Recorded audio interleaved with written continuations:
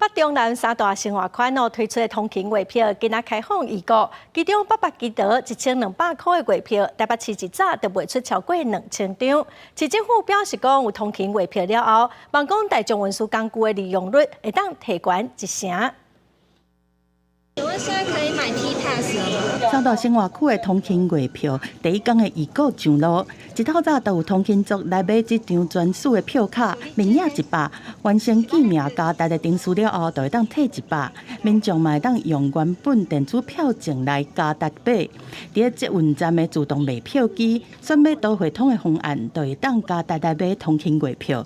但是同款要到7月初1才会当使用。其实还蛮划算的，因为我是住基隆啊。所以台铁就再加上去就蛮划算的。我是629到期，所以差1天。我刚刚问他说差1天要怎么处理，他说叫我先用1280，然后用1天以后再退掉。上北加济通勤族原本是使用1200倍的通勤月票，拢拍算要换。悠游卡公司嘛提醒民众，一张票证敢若会当加值1张月票的方案。若是要使用原本的票证，建议使用到期了后再搁买。台北市长周万安早起嘛去台北市的捷运站来宣导月票的预购上路，提醒民众会当伫7月初1进前分流来买。